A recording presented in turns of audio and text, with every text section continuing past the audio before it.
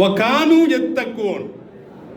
அதற்கு அடுத்து இரண்டாவது காரணத்தை அல்லாஹ் ரப்புல் ஆலமீன் குறிப்பிடுகின்ற பொழுது, அந்த இறை நேசர்கள் அவர்கள் இறைவனை அஞ்சக்கூடியவர்களாக இருந்தார்கள், தக்வா உடையவர்களாக இருந்தார்கள், இறையச்சம் உடையவர்களாக இருந்தார்கள் என்ற இரண்டு காரணங்களை எல்லாம் அல்லாஹ் குறிப்பிடுகிறான். அப்ப இறையச்சம்னா என்ன? இறையச்சம்னா பெரிய ஜுப்பா போடுறது, அது இறையச்சமா? அல்லது முழங்கால் வரைக்கும் தாடி வளர்க்கிறது, இது இறையச்சமா? அல்லது கையில தஸ்பி மணிய அல்லாஹ் அல்லாஹ்னு உருட்டிட்டே இருப்பது, இது இறையச்சமா? ஆடையில் வெளிப்படுவது கிடையாது இறையச்சம்.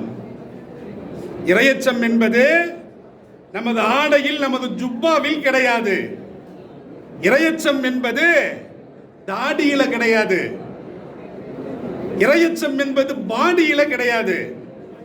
இறையச்சம் எங்கே இருக்கிறது?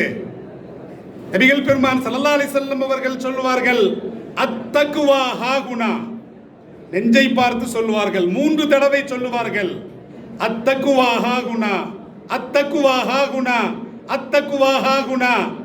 இறையச்சம் உள்ளத்திலே இருக்கிறது. எங்க இருக்குது? இறையச்சம் என்பது உடையில் அல்ல, இறையச்சம் என்பது முகத்தில் அல்ல, இறையச்சம் என்பது கோலத்தில் அல்ல, இறையச்சம் என்பது தலப்பாயில் அல்ல, இறையச்சம் என்பது தஸ்பீ மணியில் அல்ல.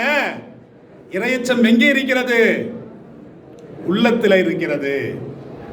அப்ப உண்மையான அந்த இறையச்சம் என்பது உள்ளத்தில் இருக்கிறது. உளப்பூர்வமாக நீங்கள் இறைவனை கண்டு பயப்பட வேண்டும். அடுத்தவரை கண்டு நீங்கள் பயப்படுகிறீர்கள், ஆனால்